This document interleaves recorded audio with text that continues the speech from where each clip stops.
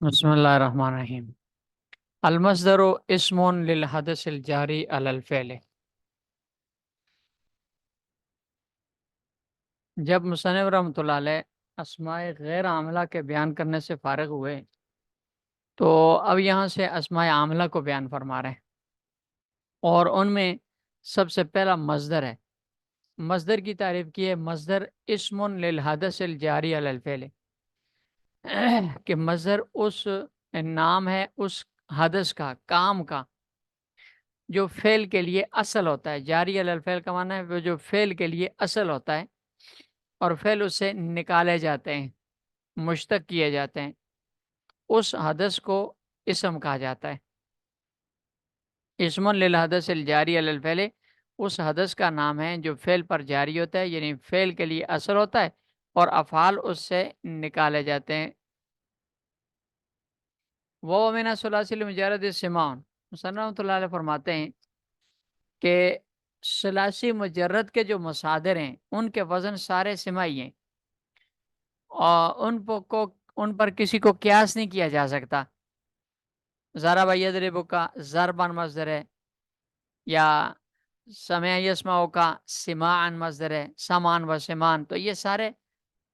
مصادر جو ہیں یہ سارے کے سارے یہ سماعی ہیں، عربوں سے سننے پر موقوف ہیں، اور آپ نے علم صیغہ میں پڑھے تقریباً کوئی 44 اوزان انہوں نے نقل فرمائے ہیں، بعد نے اس سے کم، بعد نے اس سے زیادہ بھی بیان کیے۔ تو ثلاثی مجرد سے مصدر سماعی ہوتا ہے، مصدر کا وزن۔ ومن غیر قیاس،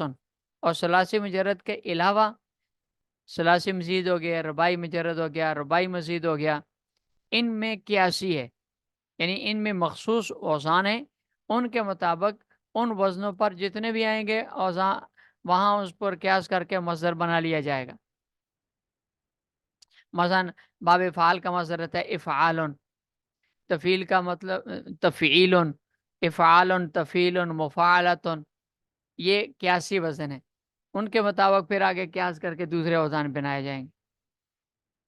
وَيَعْمَلُ عَمَلَ فعلی ماضیًا وغیرہ اذا لم یکن مفعولا مطلقا۔ مصنف رحمۃ اللہ علیہ فرماتے ہیں کہ مصدر اپنے فعل جیسا عمل کرتا ہے۔ اگر مصدر فعل لازمی کا ہے تو فاعل کو رفع دے گا بس، اور اگر متعدی کا ہے تو فاعل کو بھی رفع دے گا اور مفعول کو بھی نصب دے گا۔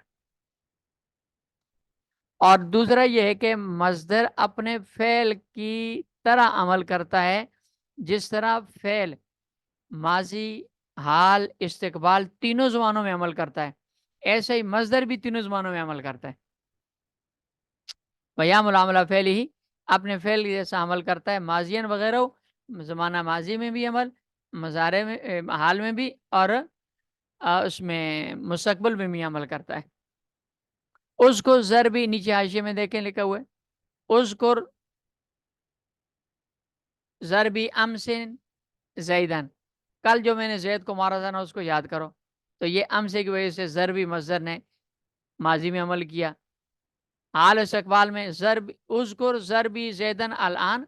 اذکر ضربی زیدن غدن شدیدن، تو یہ تینوں زمانوں میں عمل کرتا ہے۔ اذا لم یکن مفعولا مطلقا، یہ شرط ہے اس کے لیے کہ مصدر کے عمل کے لیے شرط یہ ہے کہ وہ مصدر مفعول مطلق نہ ہو۔ اگر یہ مصدر مفعول مطلق ہوا تو یہ آگے آ رہا ہے فَإِنْ كَانَ مُطْلَقًا فَالْعَمَلُ لِلْفِعْلِ میں آ رہا ہے۔ یہ دیکھیں، یہ فَإِنْ كَانَ مُطْلَقًا فَالْعَمَلُ لِلْفِعْلِ، اگر مصدر مفعول مطلق ہوا تو فعل کا عمل، یہ آگے انشاءاللہ آ رہا ہے۔ وَلَا يَتَقَدَّمُ مَعْلُومُهُ عَلَيْهِ، مصنف فرماتے ہیں کہ مصدر چونکہ عامل ضعیف ہے، فعل کے قائم مقام ہو کر عمل کرتا ہے، اس لیے اس کا معمول اس سے مقدم نہیں ہو سکتا، الا یہ کہ وہ معمول ظرف ہو، جار مجرور ہو، پھر وہ مقدم ہو سکتا ہے۔ اس لیے کہ جار مجرور کے لیے کبھی عامل کی ضرورت نہیں ہوتی، ظرف کے لیے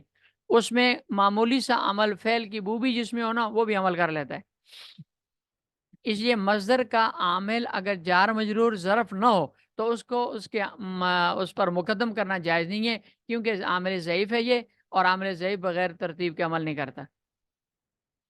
اور دوسری بات یہ ہے کہ لا یضمر فیہ، مصدر کے اندر فاعل کی ضمیر نہیں آئے گی، اس لیے کہ آگے آ رہا ہے کہ فاعل کی ضمیر وہاں آتی ہے کہ جہاں فاعل کو ظاہر کرنا جائز ہو،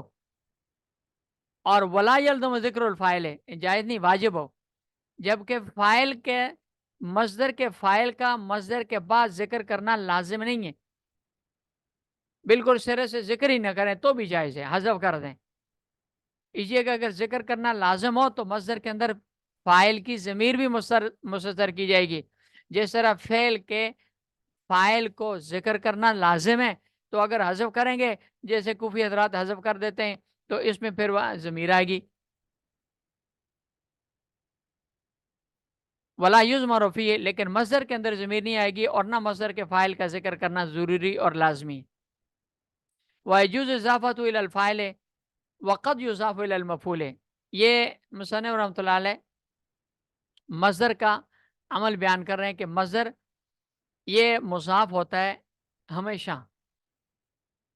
مصدر ہمیشہ مضاف ہو کر استعمال ہوتا ہے، یعنی مصدر کے استعمال کی تین صورتیں نا، مصدر الف لام کے ساتھ استعمال ہو، مصدر اضافت کے ساتھ استعمال ہو، اور مصدر دونوں کے بغیر استعمال ہو۔ دونوں کے بغیر بھی استعمال ہوتا ہے لیکن کم ہے، الف لام کے ساتھ بہت کم ہے، اور عموماً اس کی جو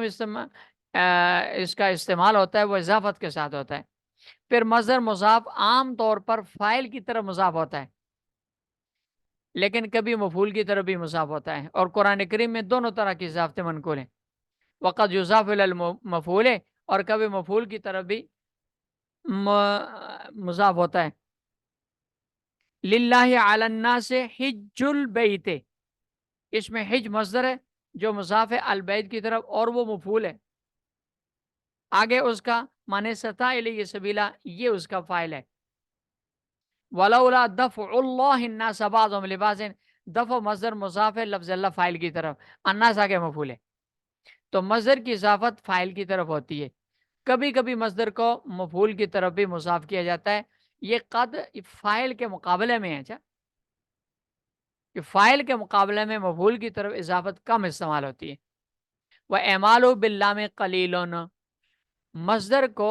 الف لام کے ساتھ استعمال کریں، اور الف لام کے ساتھ استعمال کر کے اس کے آگے فاعل کو رفع دیں، تو یہ جائز تو ہے لیکن قلیل ہے۔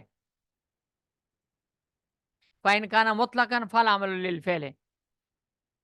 اور اگر مصدر مفعول مطلق ہے تو مفعول مطلق کے بعد جو اسم آئے گا اس میں عمل کس کا ہوگا؟ مفعول مطلق مصدر عمل کرے گا، یا اس سے پہلے جو فعل ہوتا ہے وہ عمل کرے گا؟ تو فرماتے ہیں کہ فالعمل للفعل، دو قول ہیں اس میں، ایک قول یہ ہے کہ مصدر عمل کرائے، اور دوسرا قول یہ ہے کہ فعل عمل کرے گا، اور راجح یہی ہے کہ فعل عمل کرے گا، اس لیے کہ مصدر عامل ضعیف ہے، فعل عامل قوی ہے، اور جب دو عمل جمع ہو جائیں، ایک قوی ایک ضعیف ہو، تو قوی کو عمل دیا جاتا ہے، لہذا فعل کو عمل دیا جائے گا۔ فَإِنْ كَانَ مُطْلَقًا فَالْعَمَلُ لِلْفِعْلِ، اور اگر فعل مطلق ہو، مفعول مطلق ہو مصدر، تو عمل فعل کو دیا جائے گا۔ وَإِنْ كَانَ بَدْلًا مِنْهُ فَوَجْهَانِ، اور اگر مصدر فعل سے بدل واقع ہو رہا ہو تو پھر مصدر کے بارے میں عامل ہونے اور نہ ہونے میں دو قول ہیں، فوجانے دو قول ہیں، ایک قول یہ ہے کہ مصدر عامل ہوگا، اور دوسرا قول یہ ہے کہ نہیں، اس کا جو بدل ہے فعل مبدل منہ وہی عامل ہوگا، اس لیے کہ فعل اصلی عامل ہے، اور